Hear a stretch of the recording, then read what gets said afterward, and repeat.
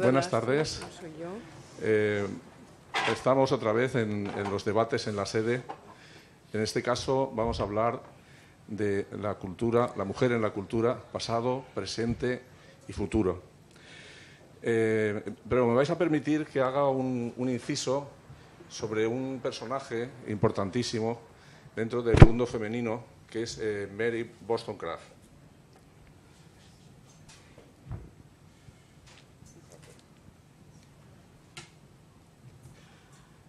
Mary Wollstonecraft fue una mujer inglesa en 1759-1797, escritora, y fue una de las primeras mujeres que habló del feminismo, sobre todo en un libro que publicó en 1792, que es Vindicación de los derechos de la mujer, cuyo título original en inglés es Vindicación.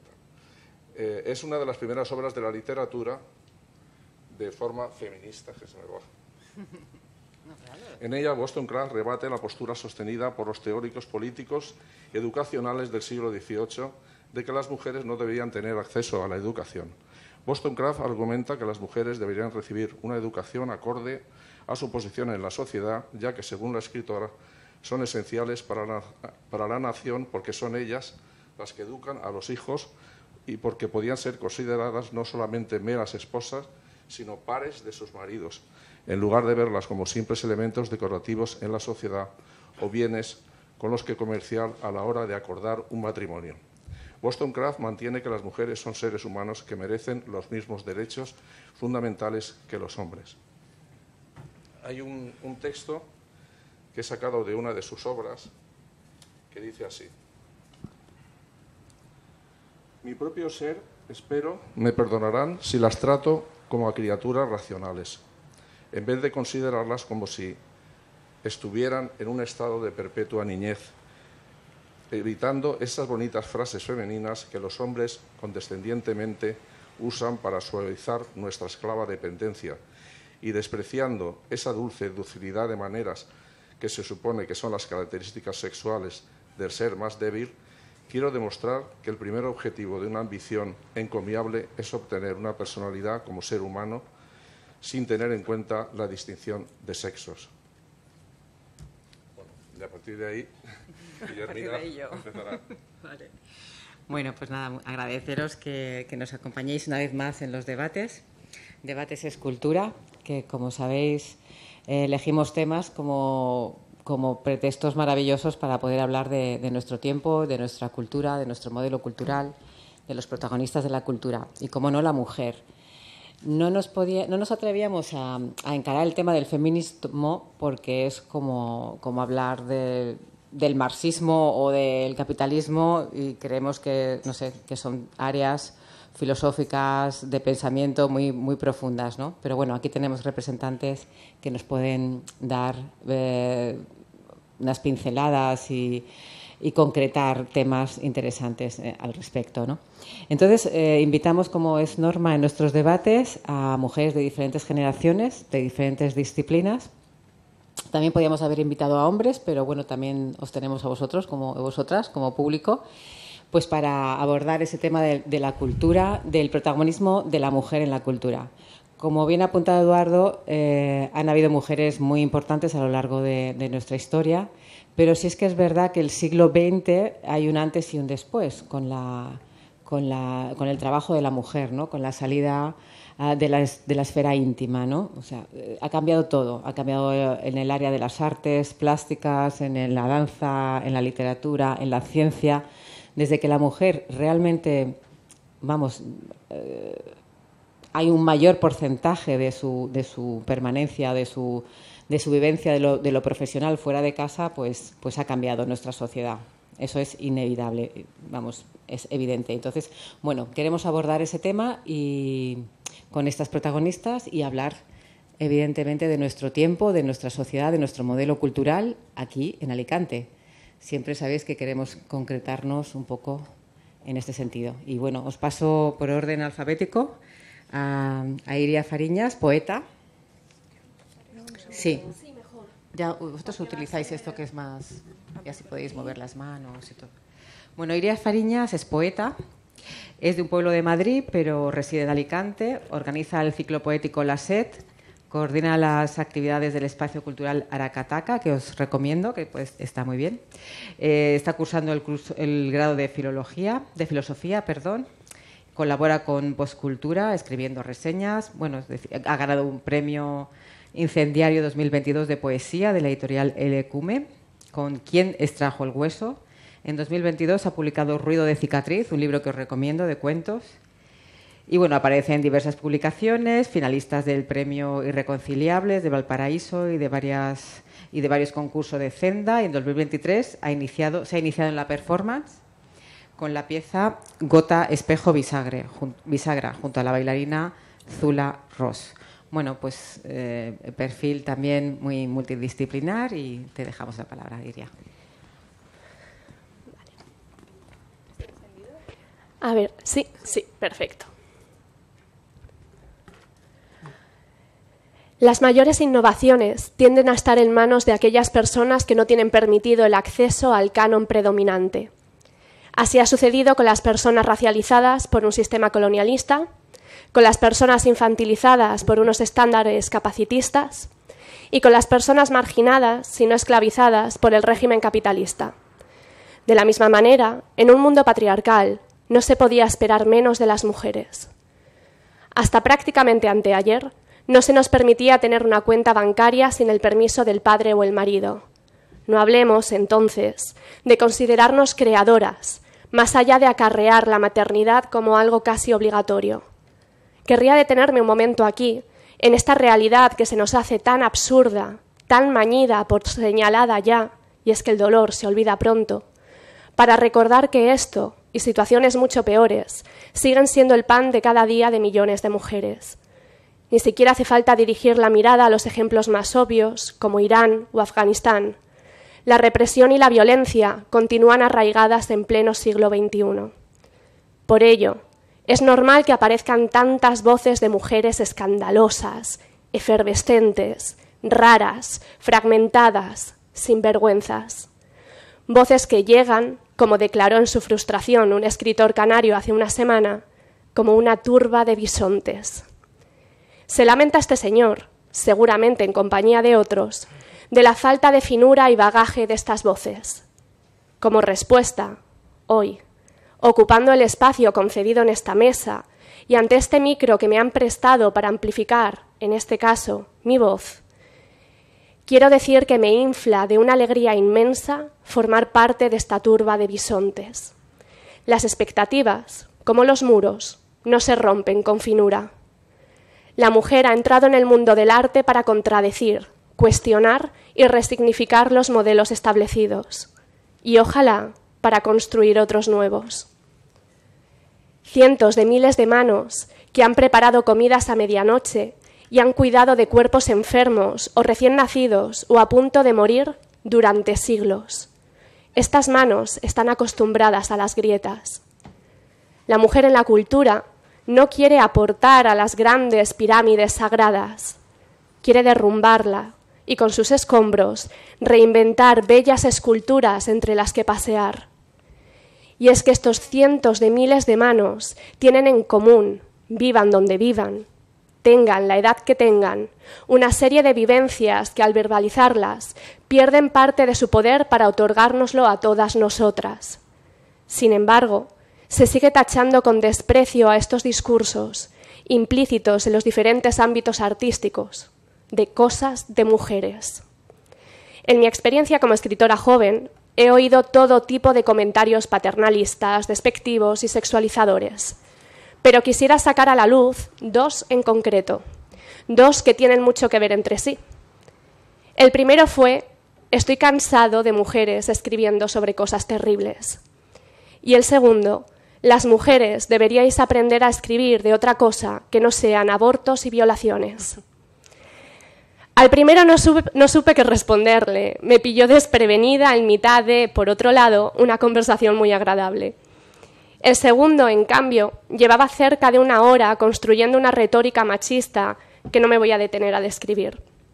Le contesté que, quizá, Cambiaríamos esos temas por otros si ellos dejaran de escribir sobre guerras y mujeres de cartón, sin voluntad alguna. Y por supuesto, si dejaran de violar. Esto que digo no trata de generar bandos, sino de subrayar los márgenes. El trauma común es una realidad, la rabia común es una realidad. Ignorar esto no va a arreglar nada. ¿Quién va a atreverse a hablar de cosas incómodas, cosas de mujeres, sino nosotras? Hay una fuerza inmensa alojada en los cimientos de los que han surgido la voz de la mujer en el panorama actual.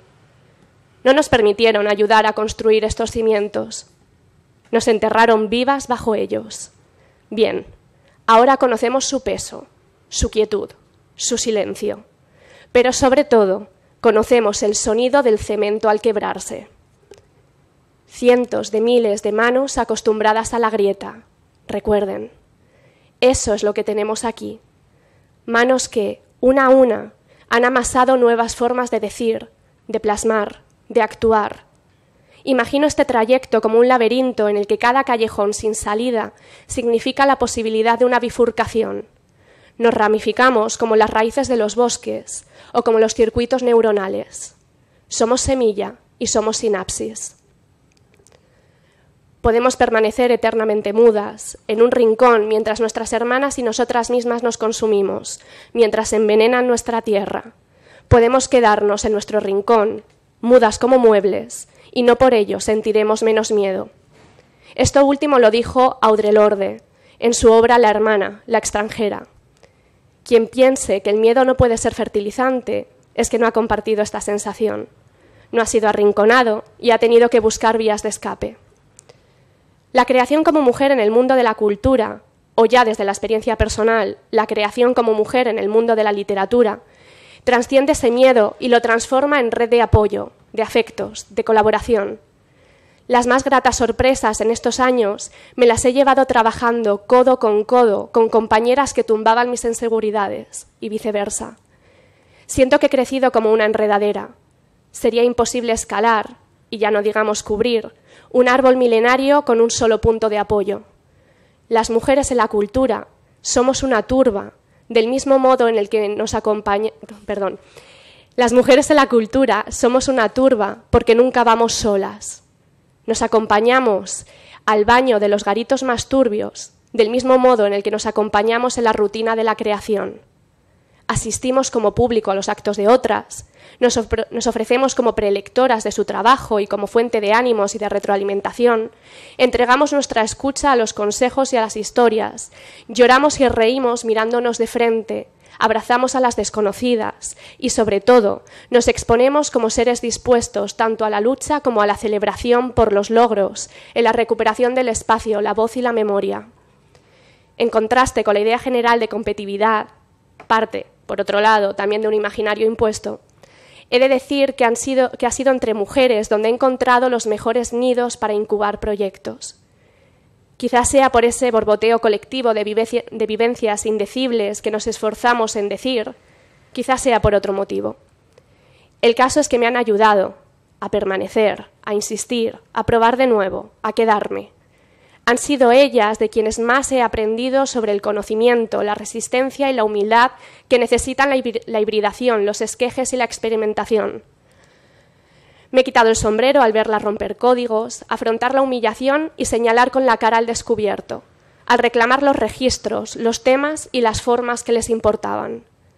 De nuevo, repito, esto no va de bandos ni de jerarquías. Esto solo es la constatación de que lo importante no es que las malas hierbas nunca mueran y la hierbabuena se cultive en macetas y se beba en tés y en mojitos. Ni siquiera importan las características que determinan cuál es la mala hierba y cuál la hierba buena. Aquí lo importante es que las flores pisoteadas aún conservan polen y siempre buscan vías para reaparecer.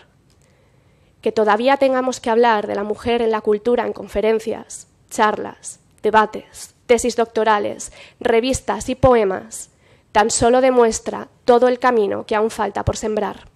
Gracias.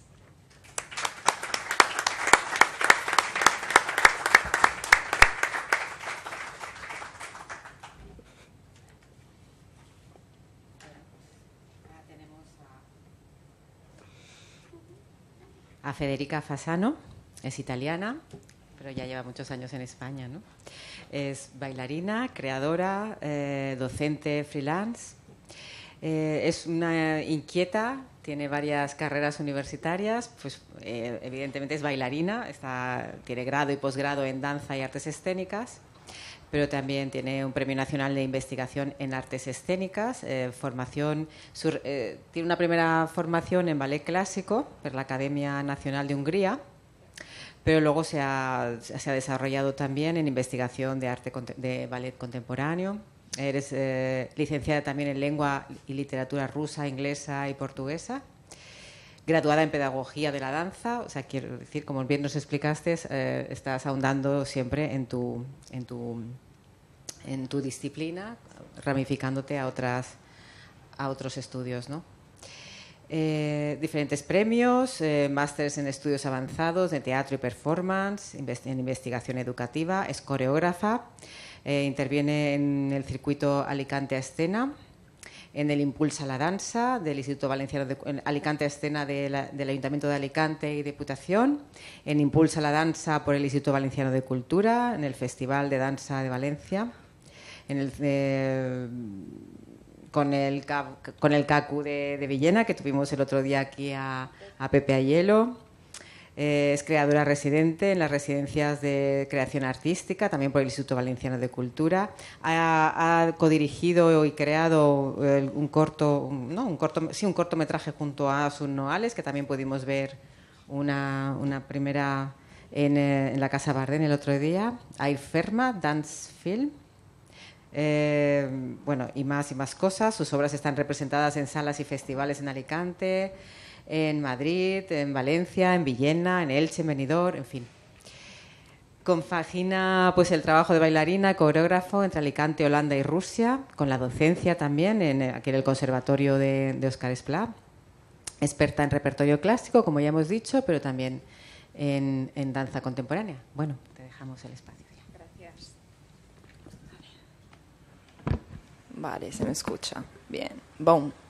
Buenas tardes. Ante todo, pues agradecerte, Guillermina, por haberme involucrado en este debate. Estoy muy contenta de compartir mesa con estas mujeres. Yo no voy a personalizar, o por lo menos voy a intentar no personalizar mucho mi intervención basándome exclusivamente en mi experiencia personal, porque sí que es cierto que de alguna forma vengo a representar a mí misma, ¿no? Pero vengo a representar un sector, que es el sector artístico-cultural, entonces sí que me gustaría pues, hablar un poquito de datos, empezar por allí y luego, por supuesto, añadir alguna información que inevitablemente no viene desde mi experiencia personal, pero sí que siento como una responsabilidad, que es la de dar voz a un sector que no se escucha mucho. Y ante todo, ¿no? Lo que más me ha llamado la atención cuando he empezado a buscar argumentos para mi intervención de hoy ha sido preguntarme, ¿no? ¿Por qué de todos los países en los que he vivido, España ha sido el país en el que me he quedado al final a vivir, ¿no? Porque yo he vivido en muchos países, en 6 países de forma estable. Y cuando digo estable me refiero a más de 6 meses, porque si me pongo a pensar en los países en los que he vivido menos de 6 meses, no nos vamos de aquí. Pobre tu madre ha sido la frase que creo que más he escuchado en toda mi vida. Bueno, pórtate bien y pobre tu madre, ¿no? Las dos. Y claro, en esos países yo he vivido y me he encontrado en una dimensión que me gustaba, en la que me he sentido a gusto. Son países muy distintos entre sí, porque por la mayoría yo me he movido en Europa, pero también he estado viviendo mucho tiempo en San Petersburgo, ¿no? Y entonces me he preguntado, ¿no será que me he quedado en España porque el país español ha interpretado la urgencia feminista de una forma que me permite sentir que aquí hay una dimensión para mí más acorde a lo que yo soy, a lo que necesito, ¿no? Como mujer para crear en el mundo, en mi caso danzas, ¿no? Y la respuesta ha sido que sí. Entonces, quería empezar por allí porque también siento que hay un contraste muy fuerte entre este país y el resto de los países de Europa, sin hablar de los países que están fuera de Europa, que son todo otro planeta directamente. Y creo que este sí que es un país en el que este movimiento ha encontrado un terreno muy, muy fértil y lo noto en el trabajo que realizo todos los días porque hay un porcentaje ahora muy alto de mujeres que están creando, que crean equipos. Lo que ha comentado Iria, ¿no?, sobre el haber encontrado este apoyo de mujeres, ¿no?, aquí como red de artística y cultural es cierto también en mi caso.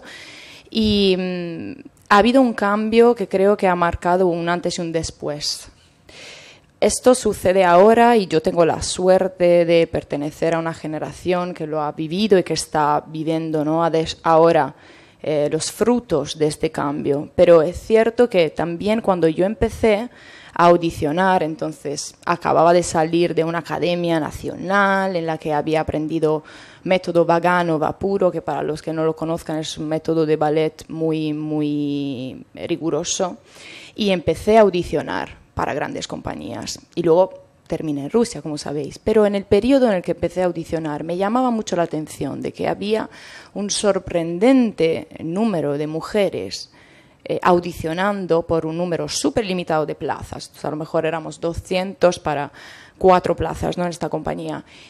Y los hombres eran 5 por 4 plazas, ¿no? Entonces, siempre había como esa verdad de la que ninguno hablaba, de que los hombres siempre pasaban, ¿no? Siempre se les cogía. Y nosotras teníamos que matarnos para llegar a tener las mismas posibilidades. ¿Qué me decía esto? Porque luego ha ido cambiando en los años, pero era un problema muy, muy, muy evidente, ¿no? Nos dice que hay una brecha también en la educación, porque hay mucha dificultad en entender que la danza no es un fenómeno femenino. Y sucede a menudo que los hombres tienen que justificarse por el hecho de que quieren ser bailarines, porque se les suele ver como, ¿no?, se suele ver esta actividad como una actividad muy, muy femenina. Y esto al final tiene una repercusión tanto en la educación de los hombres, que tienen que encontrar justificaciones cuando lo contrario no sucede, ¿no?, y por las mujeres, porque claro, no quiero decir que hay un nivel de competición más alto, sino que habían menos posibilidades, directamente menos posibilidades para nosotras. Ya está. La misma competición. Esto no quita talento a los hombres, ¿no? Pero lo que solíamos hacer, ¿no?, en compañías eran ironías sobre este tipo de fenómeno. Y luego, con el pasar de los años, me he dado cuenta de que poco a poco ha ido cambiando. Y en esto el movimiento Me Too ha tenido ha sido como una caja de resonancia muy, muy, muy fuerte por ese tema. Entonces, hoy el concepto ha cambiado, pero sí que es verdad que hay ambientes como el ballet clásico en el que los roles están muy bien definidos y una mujer nunca podría, por ejemplo, levantar un hombre, ¿no? En la danza contemporánea todos estos roles se van mezclando. Yo recuerdo la emoción la primera vez que pude levantar a una compañera o un compañero, ¿no? Y me di cuenta de que también pues, podía ejercer de hombre, ¿no? Eso lo digo porque la danza contemporánea ahora está cogiendo mucho pie, ¿no?, en el mundo de la cultura, y lo vengo a contar porque está cambiando el paradigma. Pero también es importante subrayar que hay muchos coreógrafos hombres que están reflexionando sobre esa brecha, ¿no?, y que empiezan a hablar de ellos mismos utilizando adjetivos femeninos, utilizan el nosotras, y esto no tiene nada que ver con una cuestión de género, no es que se identifiquen con otro tipo de género. Ese tema también lo tenemos en mi campo, pero no va por ahí la historia, sino lo hacen porque entienden que la mayoría de componentes de sus compañías son mujeres, que en muchos de los trabajos que se realizan hay este tipo de sensibilidad que viene de experiencias de mujeres, porque al final la experiencia que tú llevas en la escena, quieras o no, siempre tiene que ver contigo. Y eso me lleva a una pregunta que quería lanzar y a la que yo estoy encontrando respuesta ahora, pero me gustaría encontrar otras, ¿no?, también, que es, ¿somos iguales o no lo somos? Porque cuando un coreógrafo convoca una audición y habla de las horas de ensayo, y cuando habla con nosotras como equipo utiliza el nosotras, lo está haciendo porque entiende que hay una diferencia y se quiere intentar, ¿no?, con esa frase aplanar un poco las diferencias que hay entre nosotras. Lo dice porque se identifica en nosotras, o sea, ¿Cuál es el fenómeno que está sucediendo ahí? Yo creo que sí que somos distintos. Creo que socialmente aprendemos unos códigos que son muy distintos. Y eso sucede también porque desde que nacemos, ¿no? Las mujeres pues sabemos que funcionamos según unos ritmos también biológicos que terminan afectándonos.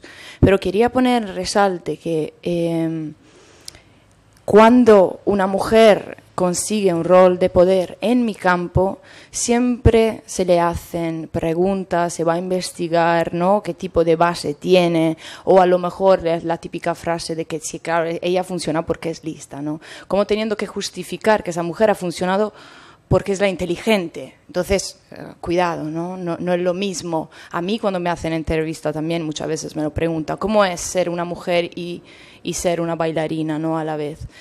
Entonces, claro, creo que esto también es un poco una consecuencia de un pensamiento neoliberista, que es muy hijo del capitalismo, en el que mi capital social como mujer siempre tiene que ir acompañado, ¿no? Siempre tiene que sostener el capital social de un hombre, y si estoy allí es porque tengo este tipo de apoyo. Y este paradigma ahora está cambiando.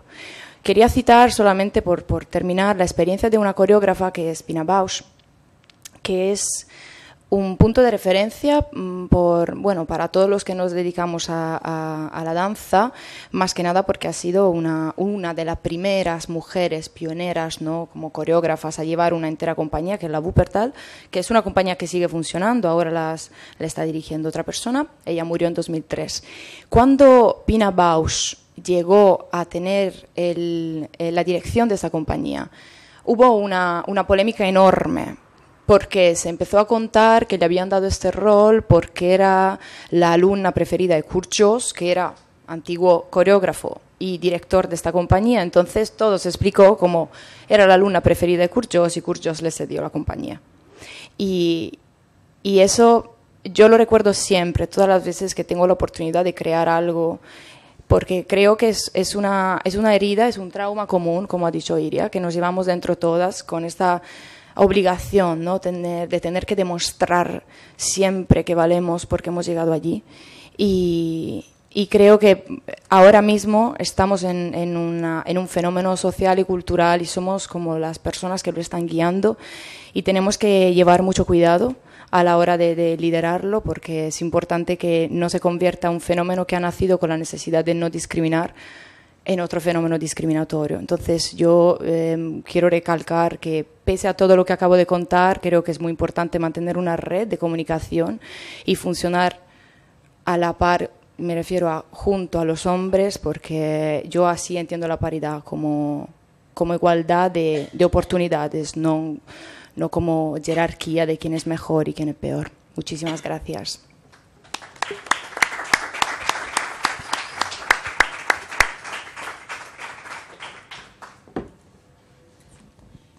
Yo voy a darle voz a Sol. Perfecto. ¿Vale? Bueno, teníamos invitada también a Sol Pérez, pero ayer tuvo una fatalidad, se cayó en el jardín y tiene la cara amoratada y una fisura en un brazo, está muy, muy molesta, pero nos ha grabado un audio. Ahí tenéis, os he puesto una foto de su obra, ya tiene muchos años esa obra, y bueno, os paso el audio, pues para que por lo menos tenga presencia nuestra Sol aquí. Muy buenas tardes a todos. Me hubiera encantado estar personalmente con vosotros ahí, pero un pequeño incidente me lo ha impedido. Bueno, no importa. Hace más de 40 años que comencé en el mundo del arte, aunque bien es verdad que cuando era niña yo nací bailando, como aquel que dice. Me encantaba declamar y tenía un padre al que también le encantaba enseñarme la declamación, y esto me hizo que fuera un poco la artista invitada en el cole, y siempre que venía la madre general o cualquier acontecimiento, allá que andaba yo, subida al escenario recitando poemas. Bueno, esto solamente es una iniciación a través de la actitud y la ilusión que yo tenía por el mundo del arte. Gracias a Dios la vida te ofrece oportunidades, y a mí me ofreció muchas, ya mayor, con 5 hijos, un poco tarde, pero no obstante, pues pude aprovecharlas. En el año 1972 tuve el honor de conocer a Miguel Durán Lóriga, un arquitecto, diseñador maravilloso y más maravilloso ceramista. Él empleaba la cerámica para revestimientos de arquitectura y hacía unos murales absolutamente espectaculares. Fui muy amiga suya. Y un día, estando juntos, me dijo: mira, coge este folio en blanco y dibújame una botella de Coca-Cola. Yo le dibujé una botella normal. Él me miró con mucha sorna y me dijo: tú no has visto una botella de Coca-Cola en tu vida. Cogió el lápiz y, ni corto ni perezoso, con 4 trazos, dibujó una botella de Coca-Cola. Dijo: compárala. ¿Entiendes ahora por qué no has visto una Coca-Cola en tu vida? Tú has visto la botella, pero no la has mirado.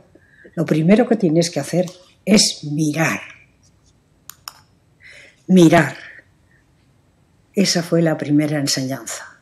Entonces me decidí a aprender el mundo de la cerámica, pero desde el principio, y ni corta ni perezosa, cogí mi coche, me dirigí a Agost, a una alfarería, la primera que encontré, que era la de Pepe Martínez, un alfarero absolutamente maravilloso.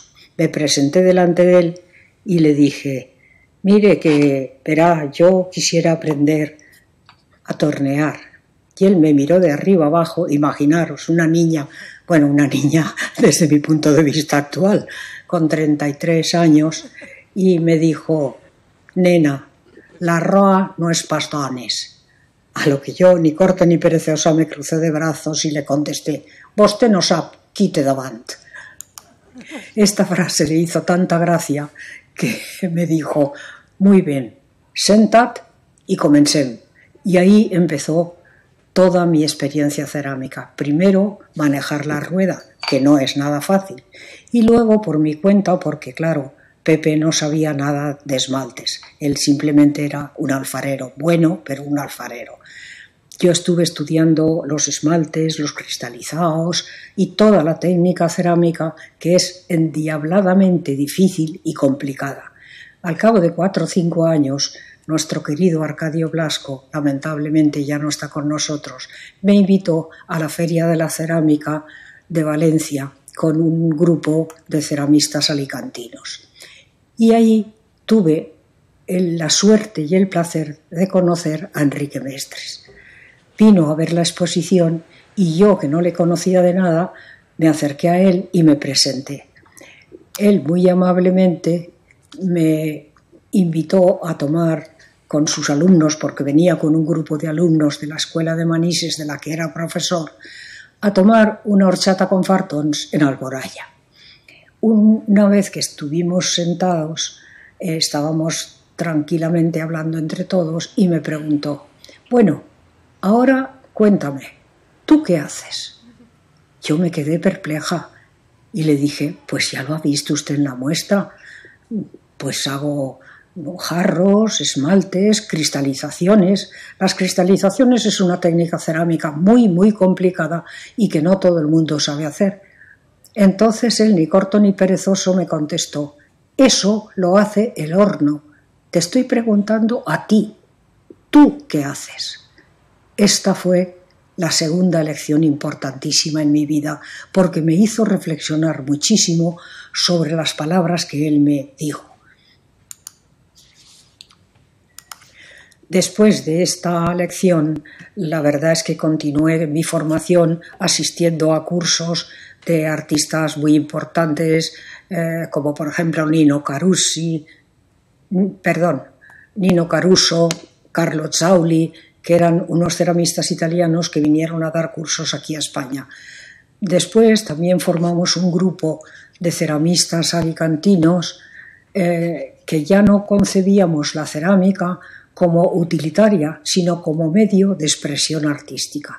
Entre ellos fueron pues Mari Carmen Naranjo, desgraciadamente ya no están con nosotros, Mari Carmen de la Fuente, y después Matilde Carbonell, Luis Cámara, Ángeles Antolí, Beatriz Cantela, Morán Berruti, María Ponsoda, etcétera, etcétera.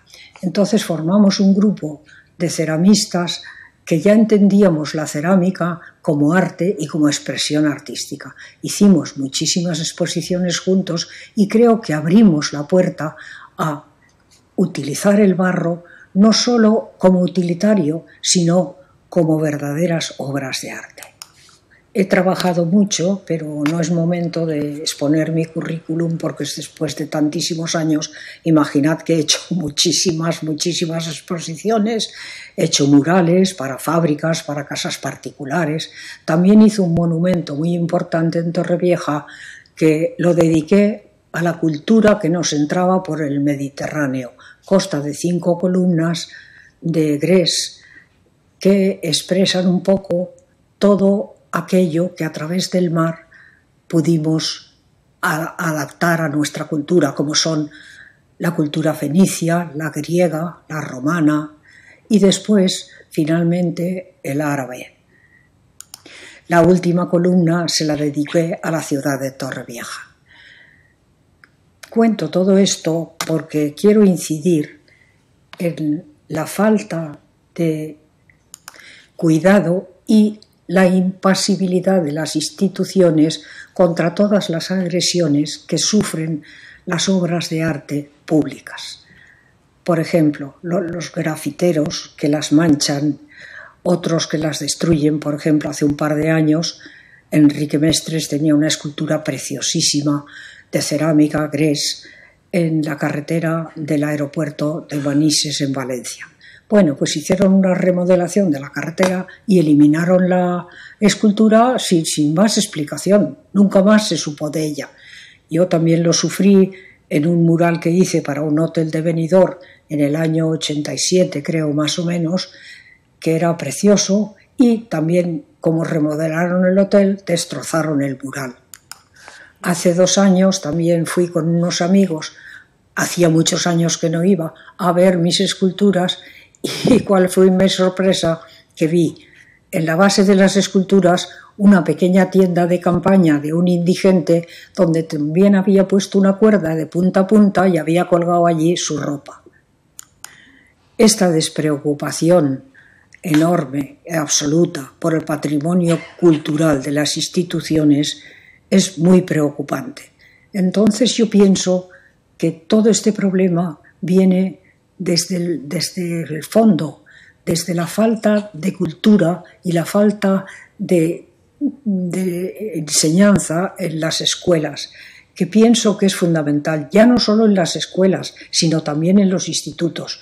Gracias a Dios, hoy en día hay algunos institutos que tienen también una parte de arte o de enseñanza artística donde hace que los niños entiendan un poco el porqué del patrimonio cultural.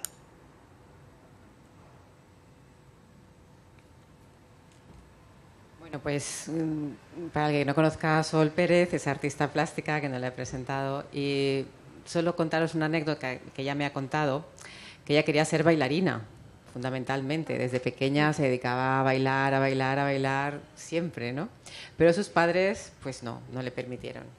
En los años 50, irte al Liceo de Barcelona a estudiar danza, como que no. Entonces, hasta que no hizo magisterio, no la dejaron hacer otra cosa. Y ya con 17 años marchó a Barcelona al liceo, hizo 2 años y medio de ballet, de danza, y como ya su cuerpo no le permitía progresar en ese sentido, pues fundó una academia de baile en Elche, la primera academia de baile en Elche. Y de ahí salió Pilar Sánchez. Pilar Sánchez fue alumna de Sol Pérez. Como alumna le dijo, tú vas muy bien, vete. Le habló a su profesor del Liceo de Barcelona, le dijo, mira, tengo una alumna que tienes que cuidar y tal. Y se fue a Barcelona, estudió, hizo sus años. Luego la cogieron allí en Barcelona porque era muy buena para el liceo. Y luego volvió a Elche, fundó su escuela ahí y, bueno, pues las cosas a veces se relacionan. Bueno, pues luego seguiremos relacionando todo lo que ha salido en la mesa y, por supuesto, daremos paso al público. Vamos con Yum Quiñonero. Es periodista, escritora, activista feminista y cultural. Creo que ha defendido todas las causas que ha entendido que eran merecedoras de su entrega y de su vida. Es licenciada en Historia por la Universidad de Alicante, ha vivido en Madrid y en Barcelona. Es autora de Nosotras que perdimos la paz, del 2005, del documental Mujeres del 36, producido por Televisión Española, del documental Miquel Grau, de Colombia, La guerra que no existió, o sea, varios documentales. Ha sido diputada ha sido diputada hasta el 2019 en les Corts Valencianes por Podemos, donde presidió la Comisión de Igualdad y Política LGTBI. También es de Más Compromís, se inició en el movimiento comunista del País Valencià en el 74. En el 73 varias accidentes y detenciones simplemente por ejercer su derecho a expresarse y a defender sus causas. Es creadora de la primera plataforma feminista y como periodista pues ha colaborado y colabora en diferentes revistas y diarios como El Mundo, revistas como Cambio 16, Viajes, National Geographic, Marie Claire. Defendió la causa de Miquel Grau, movimiento feminista, el derecho al aborto, coordinadora feminista del Estado español. Es importante, me interesa mucho la labor de investigación que ha desarrollado sobre la memoria de las mujeres que perdieron la guerra, mujeres republicanas, socialistas, anarquistas, comunistas, pues dando voz a estas mujeres que fueron silenciadas. Para ello tuvo que hacer una relación de contactos con muchas mujeres. Ha obtenido el primer premio de certamen literario de la Generalitat Valenciana con Las mujeres cuentan, 2006, y pues como conferenciante y sobre el tema de memoria y género, y ahora está en la plataforma ciudadana de Salvem el Patrimoni como directora, presidenta, ejerciendo. Os la paso. Bueno, hola, muchas gracias. Muchas gracias por estar aquí esta tarde y gracias también a vosotros. ¿Ahora? ¿Así? A vosotros por invitarme, ¿no? Y por estar tan bien acompañada, ¿no? De las cosas que han dicho mis compañeras me interesa, me ha llamado la atención y me siento aludida y quiero ser parte de la turba de bisontes, ¿no? Una turba de bisontas, ¿no? Ya que estamos, pues le hacemos la reforma, ¿no? La corrección a este tipo, ¿no? El silencio es lo que viene a romper la turba de bisontes. Sí, la turba de bisontas ha construido desde los años 70 hasta el presente ha construido una fuerza, una turba de bisontas que se ha ido creciendo, ¿no? Año tras año, década tras década, hasta haber convertido en este momento buena parte de las políticas activas de los diferentes gobiernos en políticas feministas, ¿no? Lo que en un momento, en aquellos años de la salida de la dictadura, eran inicios, ¿no? de romper el silencio, de hacer visible, de nombrar a las mujeres, pues en todos los... de defender cosas elementales, de hablar de las pioneras, en la política y en el feminismo, pues se ha convertido también en una turba de bisontas jóvenes reclamando en las calles, manifestándose casi espontáneamente en ocasiones cuando hay una violación de una turba de criminal, ¿no? De tipos que violan, por ejemplo, a una joven en una portería, ¿no? Y esto hay una respuesta monumental, ¿no? Monumental de toda la ciudadanía. Nos han convocado para hablar de cultura, ¿no? De mujer y cultura. En realidad el tema es infinito, de manera que es muy difícil poder... ¿De qué vamos a hablar, ¿no? ¿De qué vamos a hablar? Primero, reivindicar el hecho de que en tanto que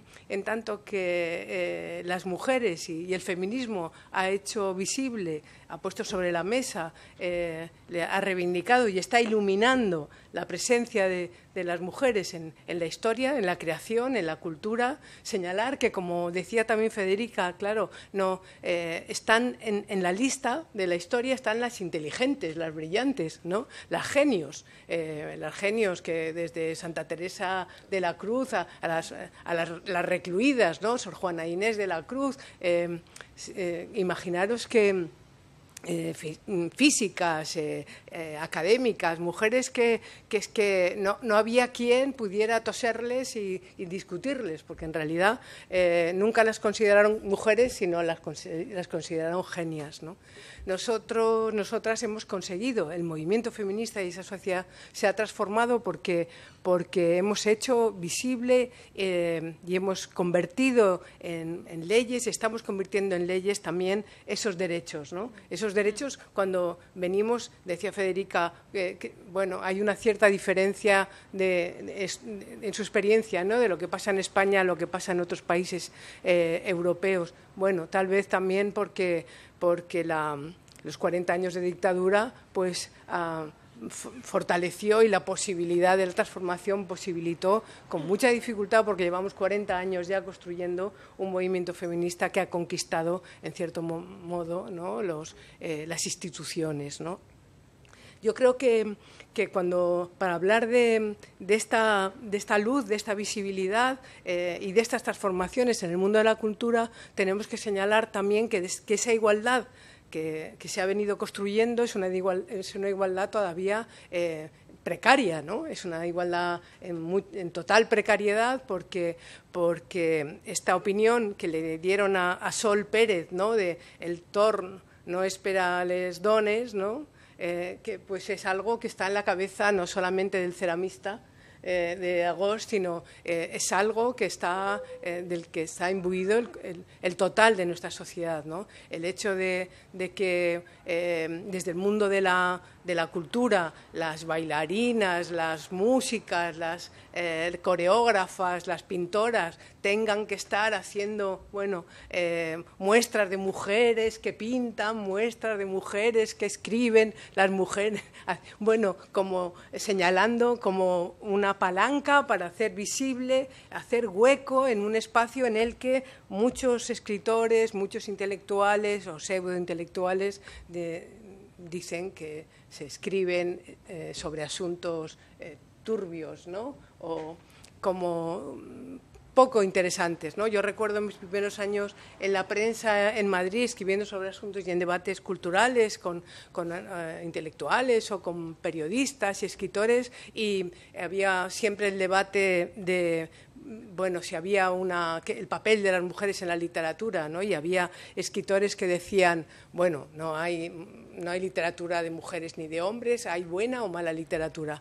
Bueno, en realidad hemos tenido que construir una literatura en unos espacios específicos para que las mujeres pudieran expresarse, el conjunto de las mujeres, no las genios solamente, porque las genios, bueno, con muchas dificultades también han tenido sus problemas para poder hacer visibles sus puntos de vista, ¿no? Y yo creo que necesitamos marcar también ¿qué ocurre con las políticas culturales, ¿no? ¿Cómo es posible, por un lado, señalar lo importante de que el feminismo haya creado espacios, bueno, en el que señalar y crear esa discriminación positiva para señalar que las mujeres tenían que estar presentes en las candidaturas, que en las mesas tiene que haber mujeres, que en los debates, que en los concursos no vale, que en los archivos, por ejemplo, ¿no? Al principio de volver, después de estar más de 20 años viviendo fuera de Alicante, pensé, bueno, pues vamos a qué tipo de cosas se pueden hacer, ¿no? Y hablando con un proilustre local me decía esta cosa de que habría que escribir sobre lo que han aportado las mujeres a la ciudad de Alicante, ¿no? Y decía, no, en Alicante no hay mujeres ilustres, ¿no? Claro, y dije, ¿qué?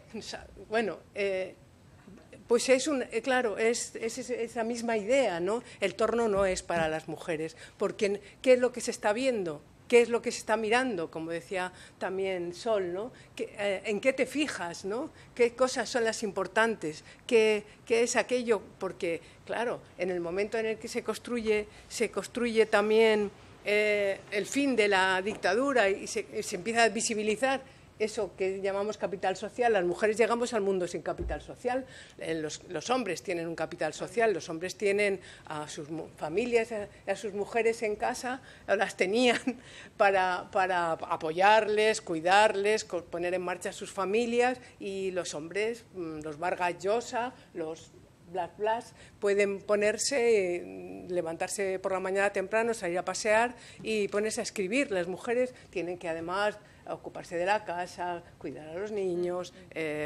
además de parirlos, ¿no? Que eso también es un esfuerzo físico. Y está bien contarlo, ¿no? Contarlo no solamente porque es una experiencia que han vivido las mujeres, ¿no? Yo creo que este asunto de este cambio social, de este capital social que en este momento hay una transformación de nuestra sociedad en el que las mujeres han entrado efectivamente como una turba en el mundo de la economía, del trabajo, y está transformando la realidad. ¿Y qué pasa con el mundo de la cultura?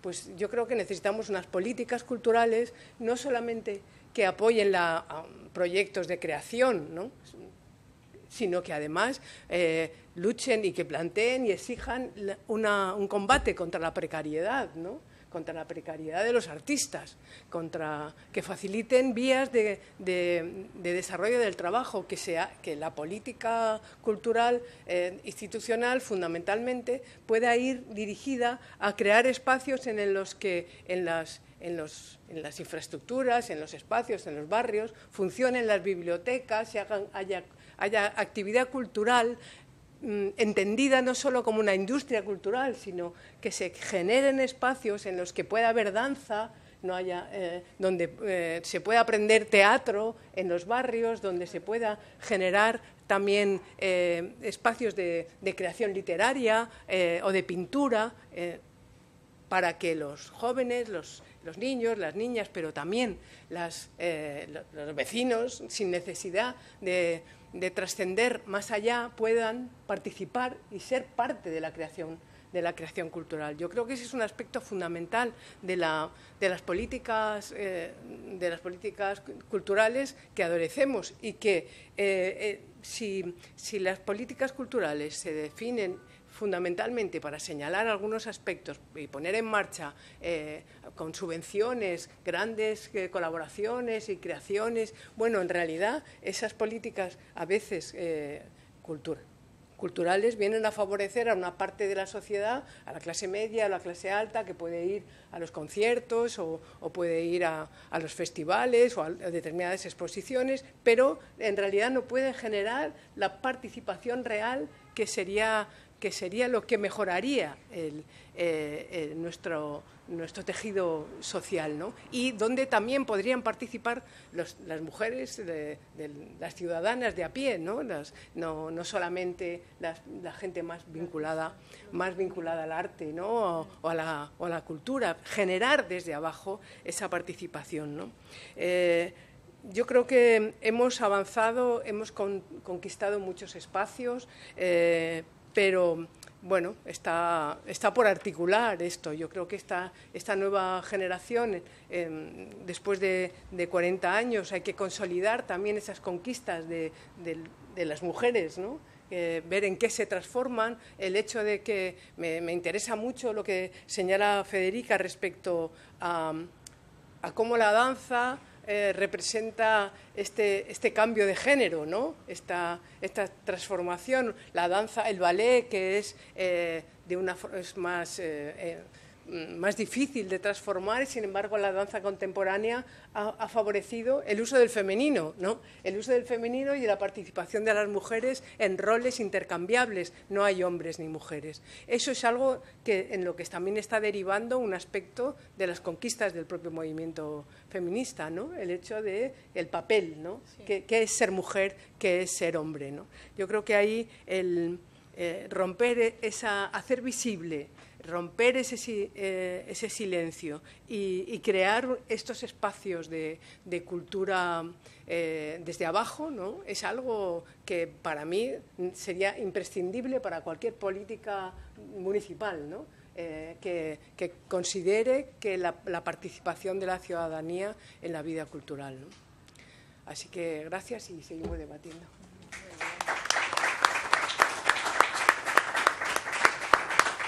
Si queréis desarrollar alguna cosa vosotras, yo sí. La mesa tiene prioridad. Sí, quería aportar, siguiendo un poco el hilo de lo que has comentado, ¿no? Que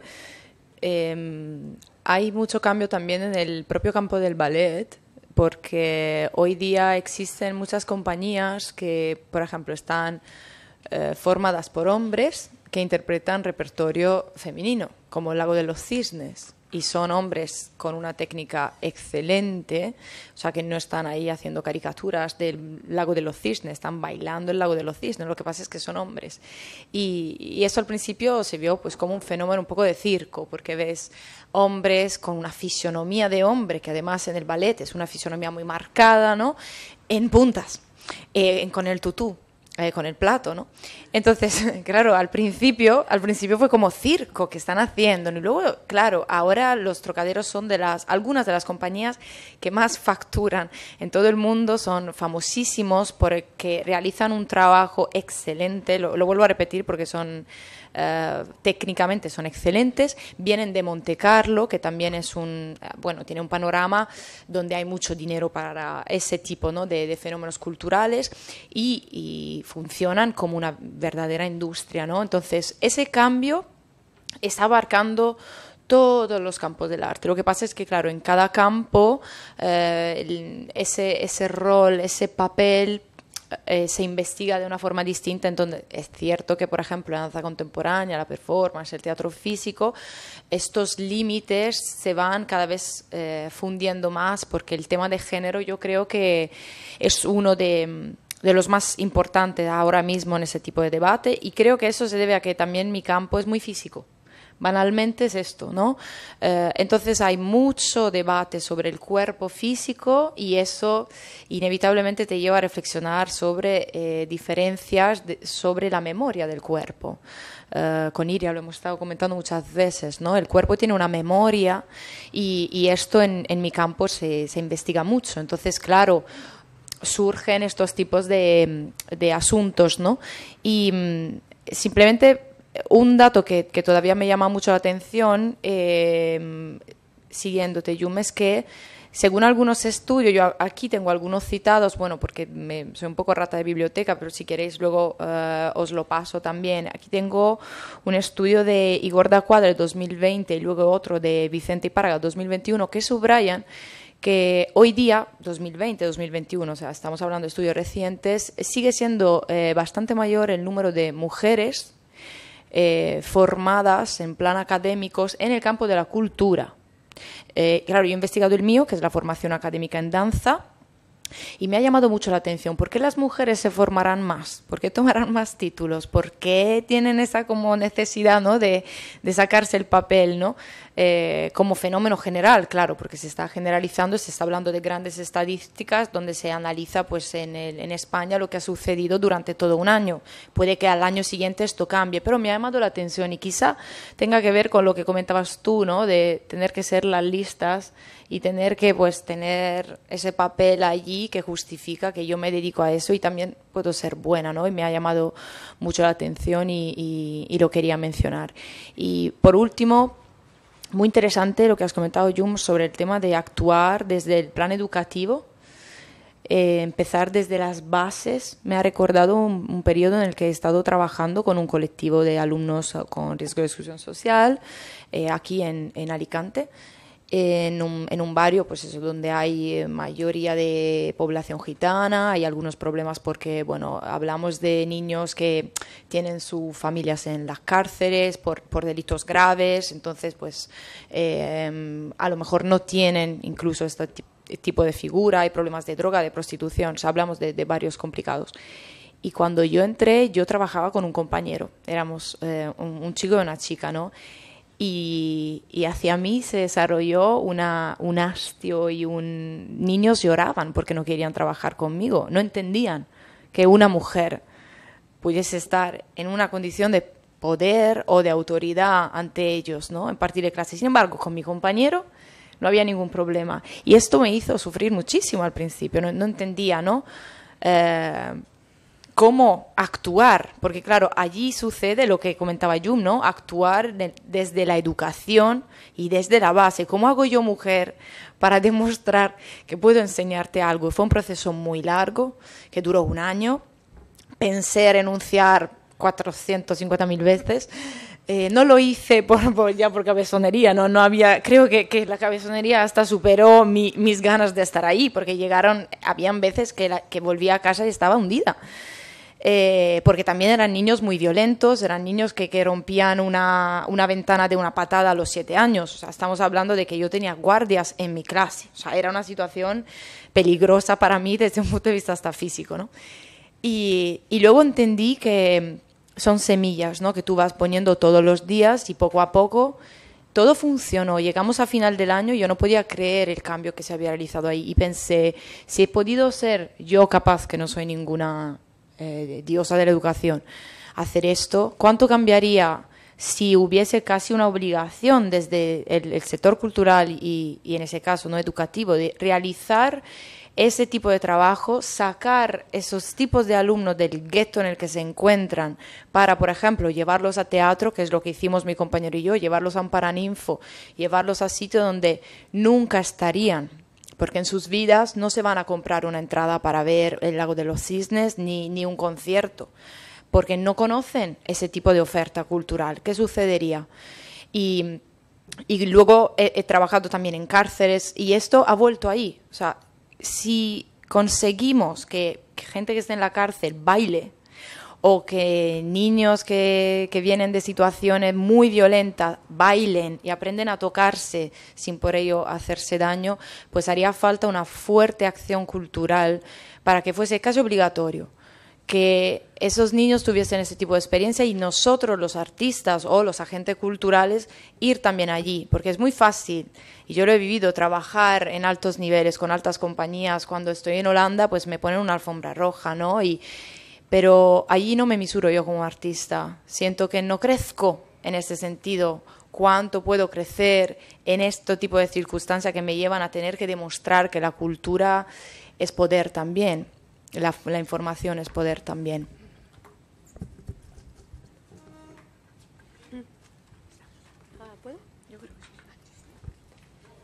Bueno,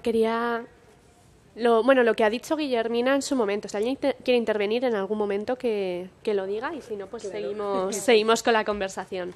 Voy a retomar también algunas de las cosas que habéis dicho.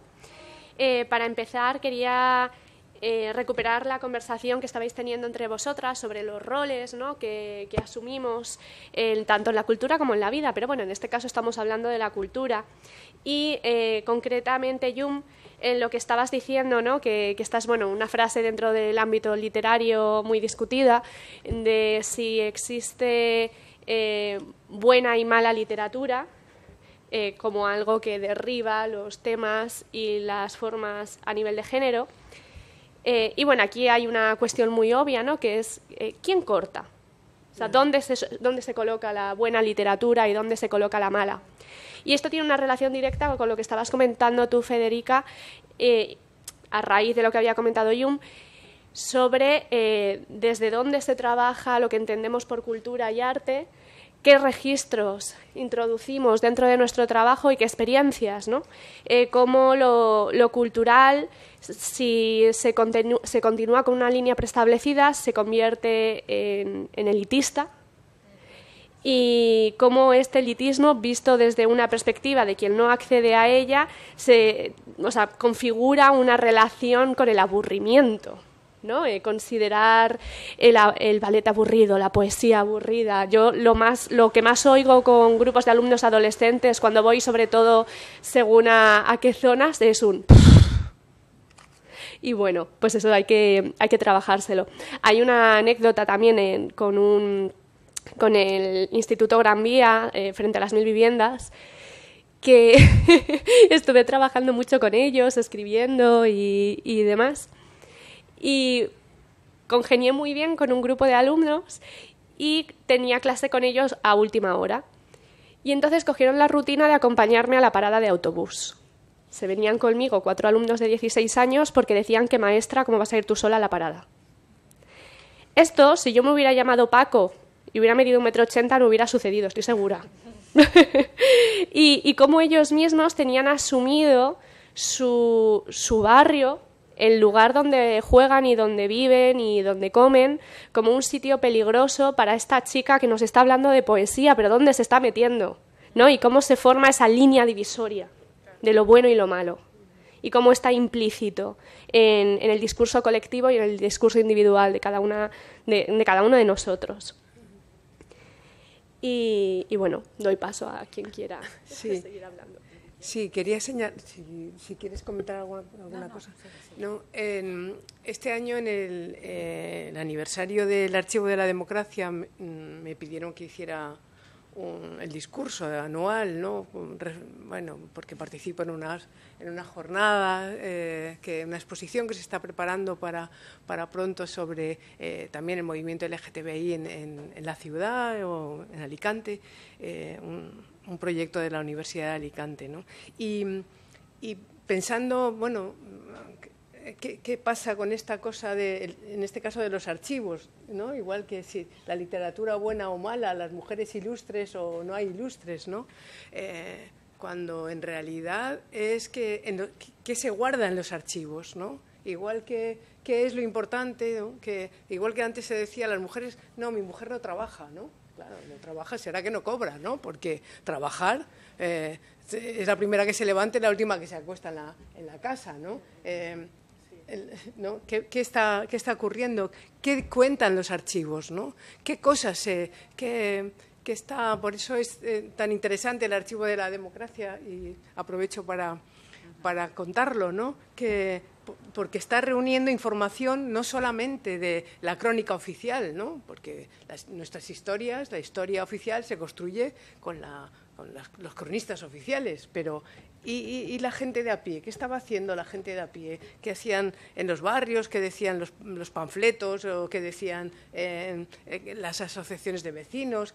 ¿Cuáles eran las recetas que se intercambiaban las mujeres? ¿Cómo lavaban? ¿No? Aspectos fundamentales de la vida, ¿no? Que son aspectos que si se reúnen en los archivos, cuando alguien va a investigar en los archivos, lo puede encontrar, lo puede contar, ¿no? Si no, resulta que no hay nada interesante que hagan, en este caso, las mujeres, ¿no? Yo creo que el asunto de la cultura es un asunto transversal. No, la cultura no es necesariamente ni de izquierda ni de derechas, no necesariamente, pero es identitario, identifica a una comunidad, a una sociedad, a un pueblo, ¿no? Por la música, por la danza, por lo que se come, por lo que se baila, y perdemos todas las oportunidades y convertimos la cultura estrictamente en un producto del mercado, porque la cultura es algo, claro, que puede entenderse si conseguimos que en una biblioteca de barrio la gente, los adolescentes, se junten a aprender a bailar o a intercambiar o a pintar o a cantar en un coro, ¿no? O a participar. En el País Valenciano hay uno de los fenómenos asociativos más importantes de este país, que es las asociaciones musicales, ¿no? Las bandas de música. En el País Valenciano hay más de 100.000 personas,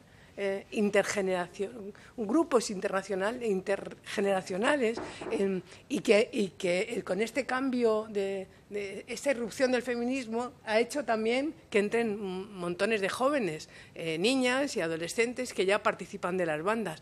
Esa forma de entrar a participar y a formar ciudadanía, ¿no?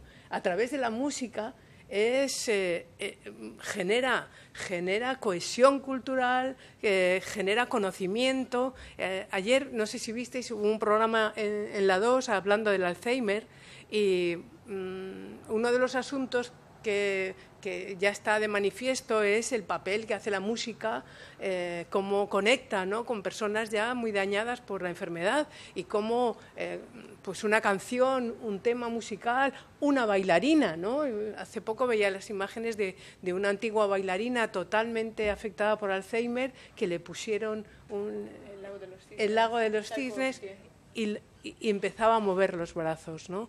Bueno, esto es algo que se hace cuerpo, es físico, pero no solamente con el baile, en el caso, sino es físico, es igual que un sabor, que un olor, ¿no? Se hace carne con los grupos sociales, con cada uno de nosotros, con cada una de nosotras, ¿no? Yo creo que esto es como, a mí me parece que es un tesoro, cualquier político, alguien que tuviera que hacer una gestión institucional tendría que considerarlo, ¿no? Porque esto es un éxito de creación de ciudadanía, ¿no?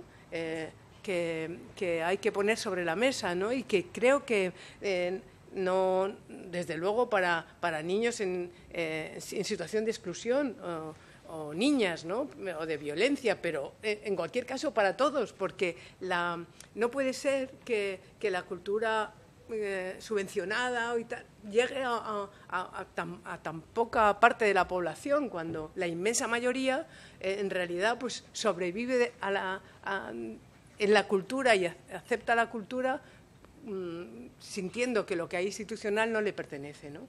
Y yo creo que esa es una responsabilidad que no es tan difícil de entender, ¿no? Caray, ¿no? Me parece que es algo que las bibliotecas tienen que estar abiertas, llenas de libros y llenas de iniciativas para que la gente se pueda reunir en esos espacios para participar, para hacer iniciativas colectivas, ¿no?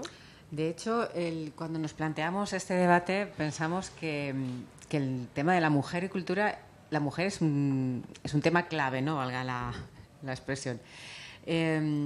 Porque habéis tocado el tema de la cotidianidad. O sea, los últimos estudios históricos están buscando inscripciones en los bares, en las lápidas, cómo vestían, qué calzado, cómo se relacionaban con el panadero, si había una panadería, si había una farmacia, si había, pues en las Pompeyas y los detalles cotidianos, ¿no? Quien ha introducido la cotidianidad rompiendo el estatus elitista de la literatura y del arte ha sido la mujer, ¿no? Estamos hablando de una sociedad ahora muy cambiante, muy líquida, según los Bauman, Marcuse y todos estos. Yo creo que la mujer se ha manejado muy bien ahí, ¿no? Creo que llevamos una herencia de siglos y estamos llevando la intimidad, la cotidianidad, lo fundamental de las relaciones al arte, derribando un poco el entendimiento del arte elitista, haciéndolo bajar y sin prejuicios, ¿no? Quiero decir que una mujer creadora puede cogerse los conceptos elitistas, las formas elitistas y llevarlas a su terreno, ¿no?, a su sentimentalidad, a su sensibilidad, a su cotidianidad. Y bueno, entendimos enseguida, Eduardo y yo, que esto era un motor cultural ha sido y es un motor cultural muy importante, ¿no? Porque de hecho la primera que se enfrenta con la educación de los infantes es la madre, el padre ahora también, ¿no? Pero en su momento no lo era tan directamente, ¿no? Sobre todo a la hora de hacerlo vestirse, de cómo se debe de comportar con las otras personas, ¿no? Cómo alimentarlo, cosas muy básicas pero muy fundamentales, ¿no? Cuando hoy en día nuestra cultura es cómo nos vestimos, cómo comemos, cómo nos sentamos, cómo nos relacionamos, ¿no? Y todo eso se ha incorporado a las disciplinas artísticas y casi científicas, ¿no? No es lo mismo estudiar el cáncer en un hombre que en una mujer, ¿no? Y eso lo ha incorporado la mujer porque era su vida, ¿no? Y bueno, pues sí, todas las políticas culturales están muy bien, pero ¿cómo veis que la mujer podría irrumpir, ¿no?, con mayor efectividad, ¿no?, con casos concretos, ¿no?, como con la creación artística? Porque también habéis planteado el tema de que es un estímulo, ¿no? O sea, es más estimulante poder educar, poder transformar la sociedad, que generar una obra de museo, una obra cerrada, exquisita, ¿no? Yo creo... No sé si es una pregunta, es lo que he hecho, un resumen de lo que habéis hablado, pero bueno. ¿Cómo nos veo? Claro, para mí es muy complicado contestar desde un único prisma, ¿no? Porque eso se conecta a lo que estaba comentando antes cuando hablaba de que en mi campo hablamos a menudo de que hablamos sobre el tema de que hay una sensibilidad femenina y una sensibilidad masculina. Y eso es un tema que genera mucho debate porque hay que luego justificar que existe una diferencia entre hombre y mujer y no todo el mundo está de acuerdo con esto, ¿no? Y eso lo digo porque yo lo he escuchado a menudo, todas las veces que se está planteando un tipo de trabajo, hay debates sobre este tema, ¿no? ¿Desde qué tipo de sensibilidad vamos a trabajar? Pues me encantaría pues, que indagases tu parte masculina. O sea, son temas que están en la mesa todos los días. Y de hecho han dado pie a todo el discurso LGTBI, a todo el discurso no binario. ¿Por qué? Claro, cuando respondes a esas preguntas te das cuenta de que existe un margen que es muy lábil también. Y eso creo que lo está aportando sobre todo mi generación, porque en vuestra generación esos temas obviamente estaban, pero con la mía se habla de manifiestos sobre ese tipo de temas, que son otro campo y de hecho no me meto en esto, pero yo los separo, ¿no?, del tema feminista porque creo que una cosa es hablar de mujer y otra cosa es hablar de todo el discurso de género, que es mucho más amplio, y a veces me da miedo que hablar de esa fluidez nos haga olvidar el tema de la mujer también, ¿no? Que no se pierda un poquito dentro de este tema. Y entonces, para contestar a tu pregunta, a menudo escucho hablar de ese tipo de sensibilidad a la hora de plantear una acción, por ejemplo, en el museo. No es que sea la acción en el museo menos impactante que la acción educativa en un colegio, en un barrio particularmente difícil, sino cómo planteas esa intervención en el museo, desde qué sensibilidad lo estás planteando.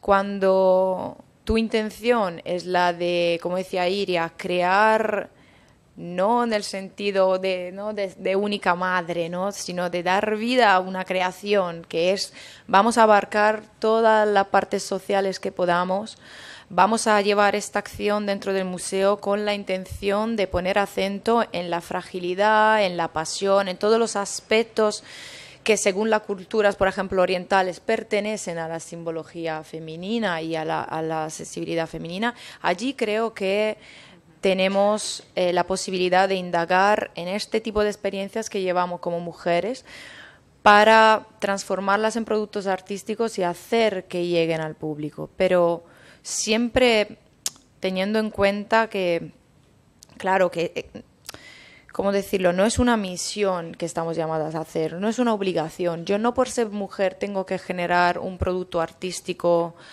que tenga valor y que sea rompedor porque soy mujer y tengo que... No, simplemente soy mujer. He aprendido toda mi vida en mi casa que las tareas de casa las hacía mi madre. ¿No? Tengo ese tipo de memoria. ¿Cómo la uso? Pero al igual que un hombre ha aprendido que en la calle a lo mejor no tiene riesgo de violación que tenemos nosotras, pero le puede entrar un puñetazo porque sí. O sea, quiero decir, el hombre también está expuesto a un tipo de violencia que para mí es muy importante recordar, que es hijo del mismo trauma. Entonces, ¿cómo llevamos la experiencia de mujer al escenario? Es la pregunta. Pues trabajando en toda la...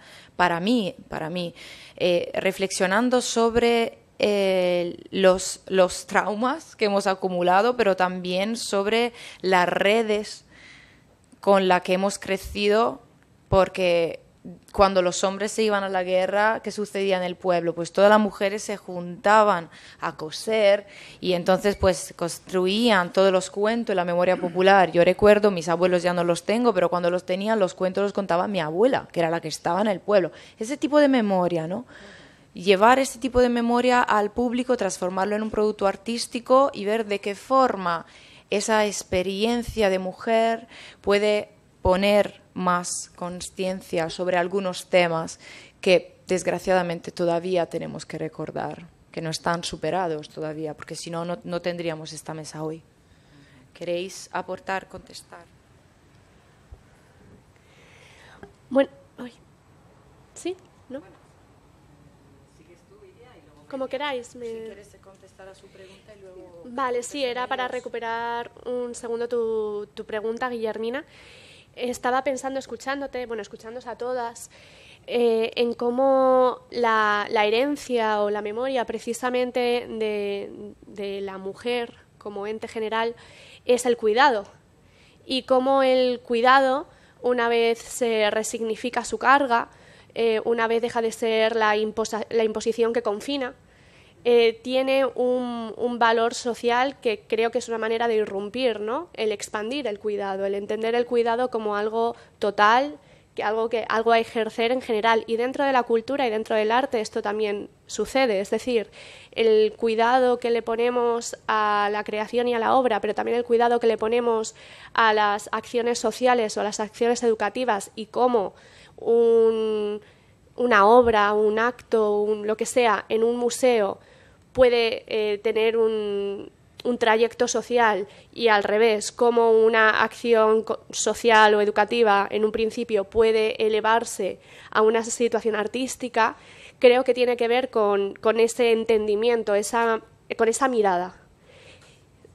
Sí, esa mirada que contempla al otro desde una vulnerabilidad, desde una cierta ternura, que más allá de entenderse como o sea, si lo entendemos históricamente como la obligación que fue y la carga que fue, puede ser muy restrictivo, pero al final es nuestra memoria y entendiéndola como algo que podemos expandir y que podemos enseñar también a otros hombres y que podemos restituir desde otro lugar, desde otra manera de actuar, me parece que es algo que se está notando mucho, por ejemplo, en el campo de la literatura se ve muchísimo. Porque al final la literatura trabaja con lenguaje, nuestro pensamiento está configurado por lenguaje y todo se entremezcla. Y en los libros se observa muchísimo, tanto en cómo se saca a flote todo este trauma colectivo y todas esas violencias y todo eso que es necesario hablar para poder dejar atrás, pero también en la manera en la que los personajes o las voces poéticas o las descripciones líricas o incluso el modo en el que se transitan los espacios dentro de la literatura y las propias redes que se crean entre las personas que forman los colectivos están cambiando. Entonces es una de las maneras que contemplo.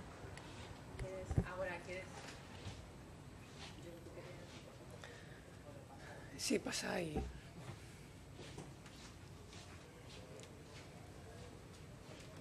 Hola, buenas.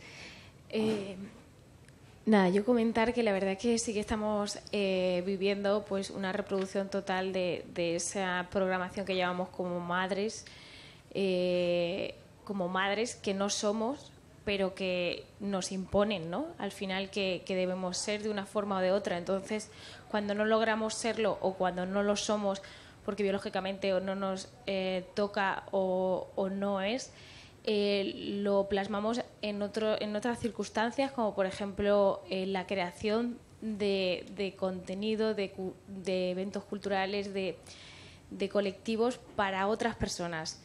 Y al final realmente llega un punto que hay una fina línea donde nos olvidamos como mujeres, que sí que al final llegamos a un cambio, a una transformación social, pero que realmente tenemos la interiorización de que aquí estamos para servir.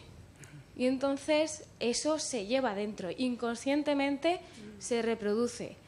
Y como mujeres que estamos en la cultura, artistas, que desempeñamos campos creativos, necesitamos creer que ese espacio y ese rol de creadoras que creamos para nosotras y para los demás, obviamente, pero que por la necesidad de crear y punto, como lo han podido tener a lo largo de la historia los hombres, pues nos pertenece y se puede hacer. Yo ahora estoy en un proceso realmente en este tiempo de que me estoy dando cuenta que tengo interiorizado el hecho de servir, y servir para que los demás estén, para que los demás desarrollen. Pero, y personalmente, ¿dónde está el rol cultural de la mujer? Y aquí os pregunto, ¿qué podríamos hacer como artistas, como personas que somos promotoras de ámbitos culturales, para incentivar esa parte de nosotras que realmente nos dejamos un poquito descuidadas, tomando como rol esa definición de cuidar, de estar para los demás? Gracias. ¿Quién contesta primero? ¿Quieres contestar tú? Sí. Bueno, es que yo creo que lo que corresponde es en realidad intervenir desde la creación, como creadoras, como artistas, como participar, escribir, pintar, bailar, cantar, componer, ¿no? Toca hacer eso, y la obra de arte refleja tu situación, ¿no? Refleja pues tu crisis, tu dolor, tu confusión, se tiene que poner encima, porque esto es, vivimos en realidad, ¿qué? 40, 50 años de transformación en la vida pública, de reconocimiento de derechos, que eso no es nada, es un parpadeo en la historia de la humanidad. O sea, que en realidad esto no ha llegado para quedarse, esto hay que resistir, porque esto tiende a su posición anterior, ¿no? Esto necesita el reconocimiento del talento y la aportación por eso es tan importante que las políticas favorezcan también la participación de las mujeres y exijan la presencia de mujeres con esta discriminación también a favor de la presencia de mujeres, ¿no? Y que cuenten las mujeres lo que quieran, lo que necesiten contar, ¿no? Ayer estaba leyendo la tribuna de Pardo Bazán, pues claro, también en su relato habla de las cigarreras, ¿no? Habla de las cigarreras, unas trabajadoras. Aquí parece que no ha habido, pero resulta que en nuestras ciudades fueron fundamentales para la construcción de la ciudadanía de nuestra ciudad, ¿no? No se les ha dado importancia, necesitamos reconocerla, ¿no? A esas trabajadoras que construyeron desde sus salarios elementales una forma de ser diferente, y que construyeron la primera organización feminista que salió a movilizarse a principios de 1900, ¿no? Yo creo que necesitamos que ese talento, que antes estaba silenciado, desaparecido, porque estaba recluido, sin derechos, sufriendo, pues todo ese dolor y también la satisfacción de crear se convierta en arte. Eso es lo que tenemos que hacer. No hay que tener miedo a contar a lo que sea, ¿no? Yo creo que el espejo de otras mujeres te refuerza en esa parte que a lo mejor se ha quedado más oculta, pero yo creo que un poco cabreadas, ¿no? Porque te han impuesto el rol de cuidadora, pero en el fondo tienes esa necesidad de ser tú, ¿no? Y yo creo que el espejo de la mirada de otras mujeres, el testimonio de otras mujeres, el ejemplo de otras mujeres te refuerza, ¿no? Que es quizá lo que se está recuperando ahora, ¿no? Poco a poco, con estudios de mujeres ilustres, importantes, que sí las hay en Alicante. Bueno, le paso aquí a una personita y luego otra mujer y Viviana, ¿vale? Bueno, en primer lugar, enhorabuena a las bisontas por hacer tanto ruido y por hablarnos de la mujer en la cultura. Yo simplemente estaba viendo que hay una mujer de la escuela pitagórica en el siglo III antes de Cristo, más o menos, que es Fintis. Es una de las primeras filósofas que reflexionó sobre la igualdad entre el hombre y la mujer a nivel de filosofía.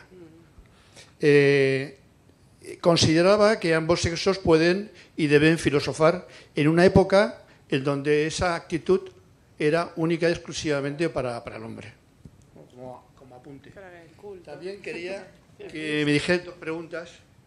¿Qué pensáis de lo que decía Simone de Beauvoir? Dice, por tanto, considera que no se nace mujer, sino que se llega a serlo. Esa es la primera pregunta. Y la segunda, ¿qué pensáis? ¿Ha habido significativamente en la cultura un renacimiento para las mujeres?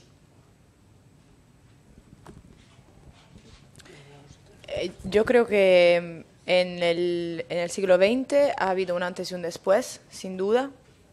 Sin duda, yo personalmente vengo de una familia muy culta y muy política. Entonces, yo siento que tengo unas posibilidades que mi madre no tuvo directamente. Es que lo veo muy claro. Y sé, porque conozco las luchas que han llevado a cabo mis padres también, ¿no? Que han estado como al pie del cañón con esto. Entonces, un poco lo he vivido directamente y puedo decir que sí, porque ha sido un fenómeno global y, por supuesto, a nivel político, pero también ha tenido repercusiones en la economía, en la cultura. Entonces, sí, la respuesta para mí es sí, absolutamente sí. Claro, ha tenido un antes y un después, no es un fenómeno fijo, no lo tenemos que pensar como un derecho que está allí y nadie nos lo va a quitar, porque yo lo veo muy inestable personalmente. Pero como, por ejemplo, ahora, siendo italiana, lo veo en mi propio país. O sea, algunas certezas que teníamos ahora parece que las estamos perdiendo de la mano, y esto nos enseña que por mucho que ha habido este antes y después, yo siento que todos los días hay que recordarlo, porque ha costado mucho y todavía pues tenemos que enfrentarnos a esto, ¿no? Es una lucha como diaria, y yo creo que en respuesta a la primera pregunta, en realidad también contestando a lo que decía Ágora, creo que cuando se habla, ¿no?, de no nacer mujer, ¿no?, sino hacerse, ¿no?, mujer, yo creo que hay que crear redes, hay que hablar de estos problemas y crear circuitos en los que se habla de estos problemas, tanto con mujeres como con hombres. Yo ahora personalmente tengo la suerte de estar participando, de hecho, en una pieza en la que somos dos mujeres y dos hombres. Y lo estamos hablando entre nosotros. Es un circuito en el que, vale, somos dos y dos y tenemos estas experiencias. Es una pieza también muy intergeneracional porque tenemos edades muy distintas. Y siento que hay un discurso sobre lo que significa ser mujer que se está llevando a cabo con hombres y con mujeres, y esto te lo da la red. Entonces, para mí la palabra clave es insistir todos los días en estos temas, insistir. O sea, yo sí, hacer ruido, pero también como promemoria, ¿no? Como para recordártelo, que has luchado para llegar allí, ¿no? Y hacer ruido en las instituciones desde el diálogo, siempre desde el diálogo, porque al final yo creo que el momento de lucha lo hemos tenido, el momento más duro y más reivindicativo lo hemos tenido, y ahora el fenómeno está siendo mucho más global, mucho más frágil, mucho más superficial en algunas cosas, y de hecho a menudo yo he visto muchísimas piezas que para mí son puros clichés, ¿no?, en los que pieza feminista y para mí de feminismo no tienen nada, ¿no?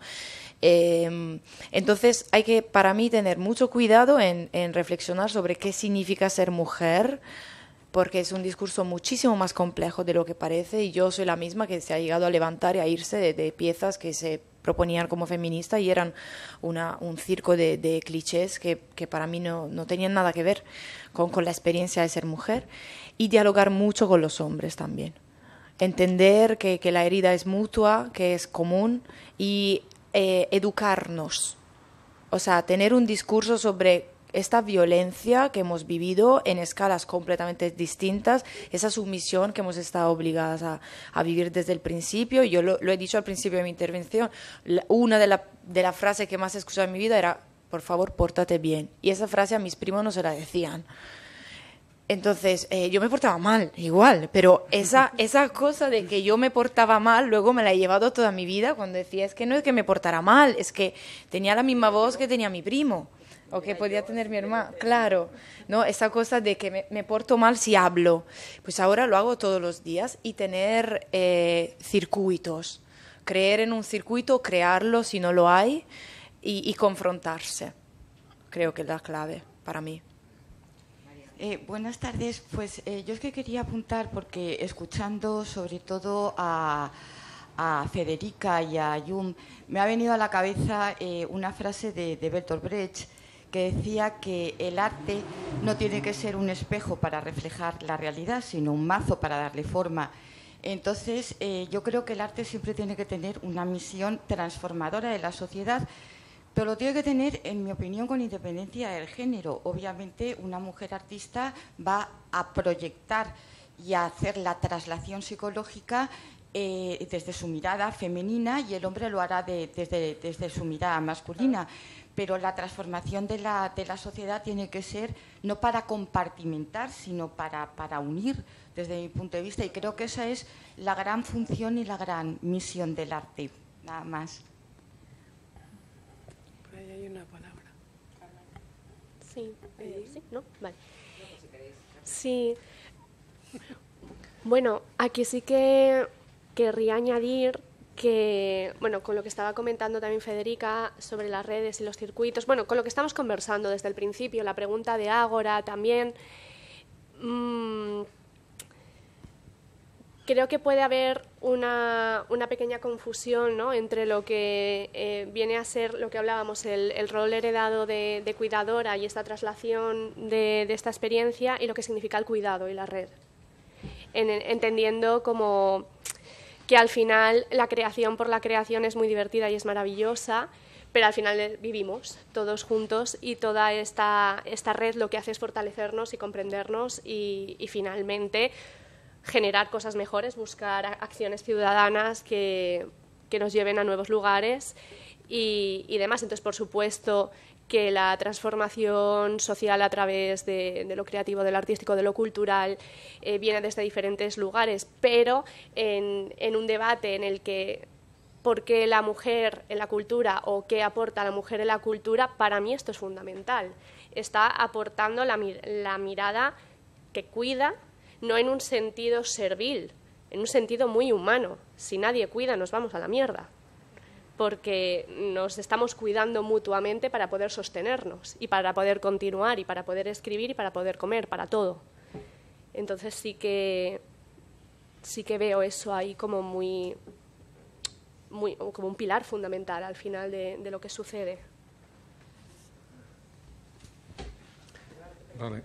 Sí, no, quería comentar, hace unos años en el Museo de Elche hice una exposición que se llamó Territorios Indefinidos, que fue una de las primeras exposiciones que se hicieron en España con el tema de la mujer. Exclusivamente eran todo mujeres.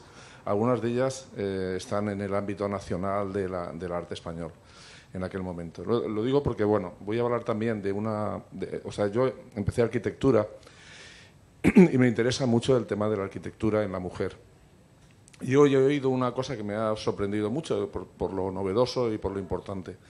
Resulta que las casas antiguamente, estamos hablando, no sé, del siglo XVII, XVIII, tenían un solo foco de fuego, ¿no? O sea, era solamente un estamento donde había un fuego, y en ese fuego pues se hacía la cocina, y era al mismo tiempo era el foco que la casa la mantenía caliente, etcétera, ¿no?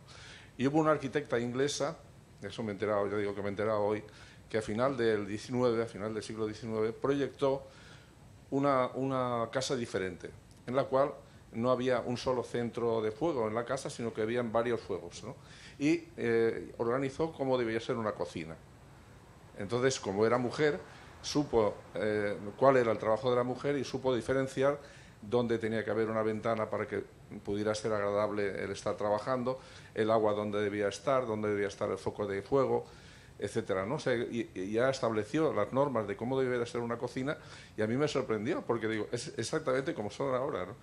O sea, casi con las mismas medidas, incluso, o sea, se dio cuenta de que normalmente una mujer nunca estaba sola en la cocina, siempre había dos personas, con lo cual tenía que ser lo suficientemente amplia como para que pudieran trabajar las dos, etcétera. Bueno, es un ejemplo de mujeres que han sabido, porque arquitectos ha habido muchísimos, y sin embargo el arquitecto no se preocupó por mejorar esa cosa de la casa, y una mujer arquitecta sí que lo vio y dijo, esto hay que cambiarlo, y hoy en día vivimos mejor simplemente porque una mujer decidió cómo tenía que ser una cocina, ¿no? Y una casa. Por ahí hay también palabras.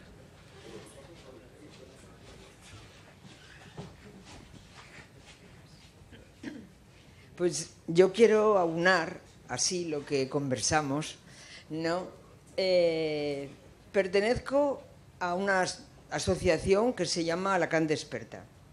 Alacant Desperta, su mayor objetivo es transformar la sociedad a través del arte. El arte sabemos que produce bienestar. El bienestar produce placer. El placer, según los neurólogos, es lo que nos permite continuar la vida. Si no hubiera placer en el acto sexual, no habría continuidad de vida. Entonces, a uno con crear redes, con crear asociacionismo. Las bandas municipales, como tú dices, musicales. Este año disfruté muchísimo porque efectivamente siempre me han parecido maravillosas y ahora todavía más, ¿no? Porque la intergeneración que hay dentro de ella es fantástica. Están todas las clases sociales. Es decir, una orquesta tiene un público de élite, una banda no. Una banda está todo el pueblo ahí. Pero creo que debemos asociarnos porque solo exigiendo a los gobiernos que tengamos podemos construir una sociedad en que la mujer y el hombre, pero la mujer en este caso que nos ocupa, forme parte de una realidad en la que se mantenga con los mismos derechos, con la misma emoción que cualquier hombre. Es decir, solo exigiendo.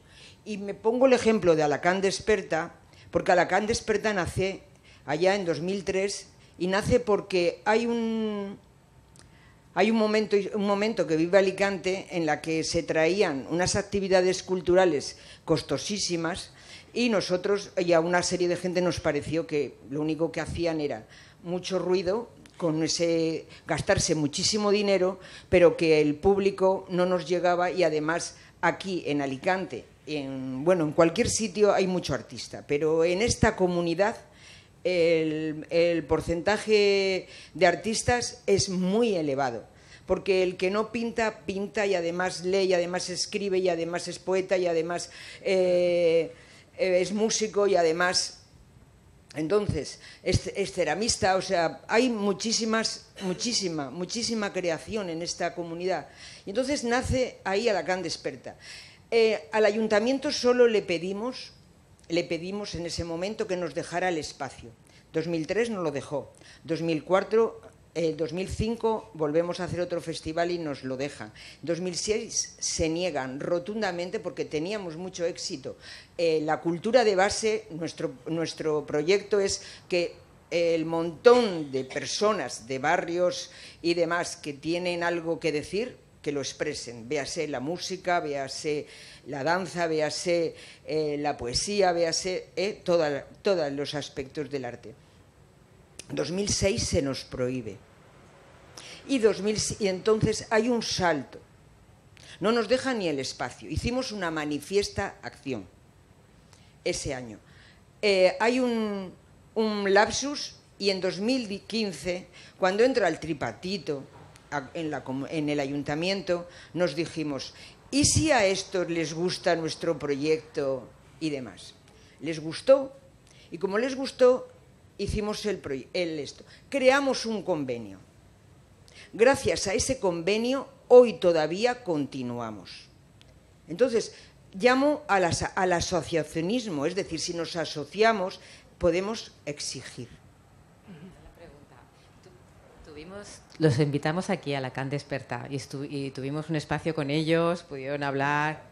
Tú no estabas, o sea, que te voy a poner falta, así que ahora me das el email y te sigo mandando información. O sea que lo dimos a conocer aquí, a Alacant Desperta, le dimos un espacio. Sí, sé que la UA está con nosotros.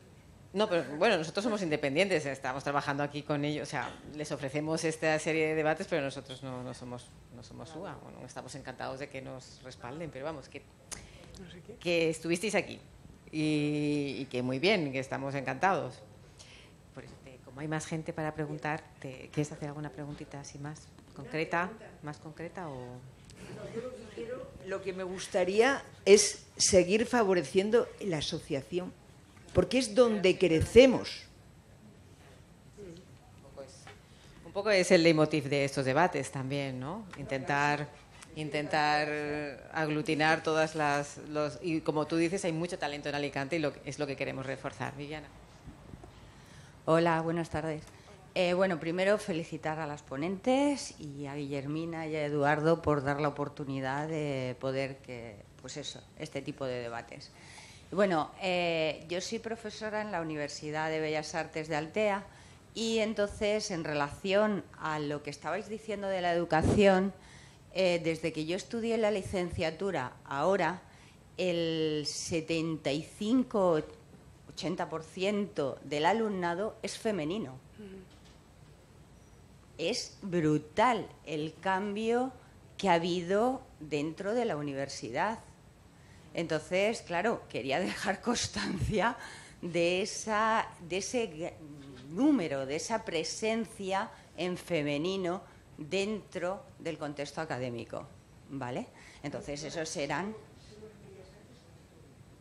A ver, yo soy profesora en Bellas Artes, pero es que también dentro de la Facultad de Educación estuve dando en Murcia y en Alicante educación artística y también la cantidad de alumnado en femenino era muy alto, pero muy alto, ¿vale? Entonces, eso es muy importante.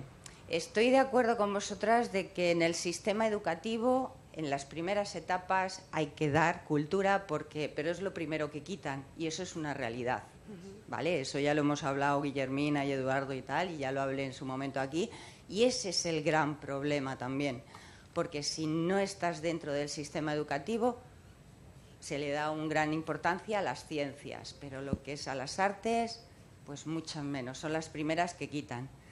Y bueno, y hablando en relación a lo de que estamos hombre-mujer, tenemos que tener en cuenta de que las nuevas genealogías están ahora mismo. Bueno, dentro de poco veremos en el que ya no estaremos hablando de hombre-mujer, sino dos padres, dos madres, y saldrán otras nuevas sociedades. ¿Vale? Sí. Entonces, bueno, pues nada, era eso. Sí, yo en ese sentido, por el asunto de Simone de Beauvoir, ¿no? El asunto de si llega uno a serlo, ¿no? Claro, ¿qué es ser mujer? ¿No? Ser mujer es un asunto que está en continua y total transformación, como ser hombre. No es lo mismo ser mujer, lo que aprendió mi madre a ser mujer, que hoy tiene 96 años, y el camino... El único camino que le permitieron vivir con una educación rotundamente segregada y limitada y en un corsé total, que una educación en el presente en el que las mujeres tienen derechos reconocidos, ¿no? ¿Qué es llegar a ser mujer? Pues es otra cosa diferente, claro. Precisamente es la construcción cultural de los papeles de géneros en una sociedad que nos diferencia.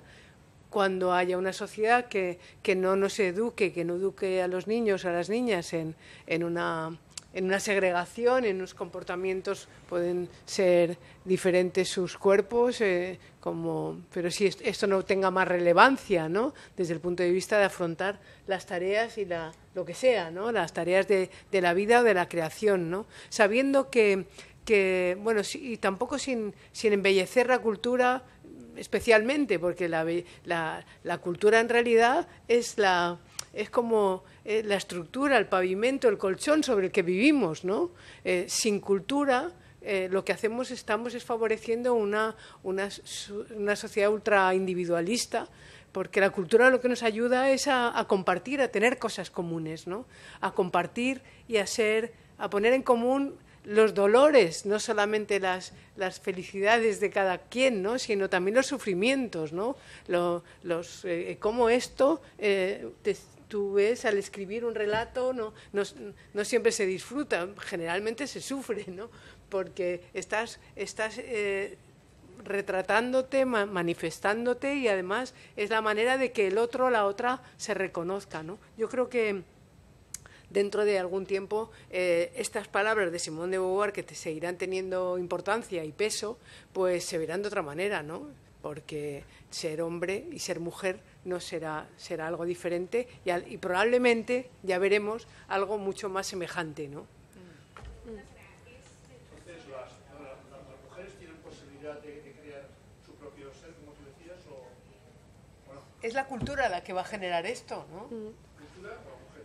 No, las mujeres somos unas individuas insertas en un ambiente cultural, en una sociedad. No, las aportaciones de cada quien son esenciales, porque el problema es que la mitad, el 50% del talento de las sociedades ha estado invisibilizado y silenciado, ¿no? Claro, las mujeres tendrán que participar, estamos participando en la creación. Y de hecho, pese a que esta participación y a que este talento efectivamente ha emergido, ha habido un cambio de paradigma en el siglo XX, como ya hemos comentado, un dato curioso, bueno, curioso por llamarlo de alguna manera, curioso es mi eufemismo para todo. Es que con el salto académico que ha habido, efectivamente, tú vas a Bellas Artes, casi todo mujeres, danza, casi todo mujeres, filología, casi todo mujeres, filosofía, casi todo mujeres, y así sucesivamente. Pero es que vas a un taller de escritura y casi todos son mujeres. Hoy, si hacemos las cuentas, hay una mayoría de mujeres. Vas al teatro y en el público hay más mujeres, así sucesivamente, ¿no? Las residencias artísticas. Cuando haces una residencia artística, normalmente hay una mayoría de mujeres también. Y, sin embargo, los datos oficiales de las publicaciones que llegan a las grandes editoriales o a las grandes galerías o a los grandes teatros o los coreógrafos o demás siguen teniendo normalmente una mayoría de hombres. Entonces es un fenómeno bastante particular todavía, ¿no? Sobre todo en un momento en el que académicamente ha habido una cascada de mujeres, como nos comentaba Federica antes, cogiendo 1, 2 o 5 títulos para demostrar su valía. En mi caso, los estudios que he citado antes sí que hablan de ese tipo de porcentaje. Yo ahora soy docente en el Conservatorio de Danza de Alicante. Soy docente de repertorio clásico. Entonces trabajo en un contexto que es el del Departamento de Danza Clásica. Y en mi clase yo tengo casi solamente chicas. Y claro, los datos que citaba antes llaman mucho la atención porque se documenta que hay normalmente una mayoría de mujeres, pero yo hablo de todas las categorías, coreografía, interpretación, porque en nuestro campo están bastante separadas, ¿no? Vestuario, etcétera, sobre todo vestuario. Pero si analizamos los roles de poderes, o sea, todo, digamos, la autoridad, ¿no? ¿Quién lleva la dirección, básicamente? El 63% son hombres. Entonces, claro, es ridículo en el sentido de que es como una mentira que está allí y que nadie quiere contar, ¿no? Pero eso está cambiando y creo que eso está cambiando porque estamos empezando a asociarnos. Entonces, se está hablando de ese tipo de problemas, ¿no? No son problemas, sino descuadres, literalmente, ¿no? Porque no puede ser que haya tantas personas formadas en algo y que haya una especie de jerarquía entre los que llevan el mando, porque no cuadran las cuentas, básicamente, ¿no? Entonces, así de simple. Entonces, ¿qué sucede? Que tenemos que llevar sobre la mesa este tipo de cuestiones y, como decía Jung, no digo obligar, pero por lo menos pretender que uno de esos roles lo lleve a cabo una de las mujeres que se han formado, ¿no? En el mismo instituto. A mí me ha sucedido de presentarme a convocatorias y de enfrentarme a, voy a decir, tipos de acoso porque había ganado yo la plaza y no la había ganado un colega varón. Entonces, es un tema muy real y muy serio. No es algo que vengo yo a contar porque yo me baso en mi experiencia personal. No, hay que asociarse para hablar de cómo funciona la distribución del poder en la cultura. Así de simple. Y yo lo he visto en otros ámbitos, ¿vale? Que no son los de género, he visto el cambio que se provoca cuando creamos un grupo, una asociación y llevamos estos temas sobre la mesa a las instituciones. Ha sucedido con la Asociación de Profesionales de la Danza de Alicante, que era una asociación que no existía, por ejemplo, y que ha nacido durante la pandemia, porque nos hemos dado cuenta de que existían sindicatos y asociaciones que funcionan a nivel de comunidad valenciana, pero no había una identidad de Alicante. Y hemos visto que en Alicante hay muchísimos artistas y muchísimas personas que se dedican a la danza. Se ha fundado una asociación y ahora pues ese también es un lugar donde podemos hablar de dudas que tengamos, de problemas, porque al final somos personas y todo es hablarlo entre nosotros y enterarnos de quiénes somos, ponernos cara, saber que esa persona hace este tipo de trabajo. Yo, por ejemplo, Ágora la conozco gracias a la Can Desperta. O sea, entrar en un circuito en el que todos nos dedicamos a lo mismo y ahí hacer cuentas. Y si no cuadran, llevarlo sobre la mesa. Porque seguramente esa persona que se haya llevado su puesto de poder lo haya hecho por talento. Pero también tenemos que pensarlo a la hora de ser educadores para también, yo siento esta responsabilidad a la hora de preparar a mis alumnos, porque yo preparo ahora chicas que se van a presentar en las audiciones y siento esta responsabilidad, ¿no?, como mujer, en decirles que os vais a encontrar en una situación en la que va a haber un descuadre, vais a ser más y tendréis que trabajar, tendréis menos oportunidades, ¿no?, para los que os proponéis hacer, y eso es una realidad.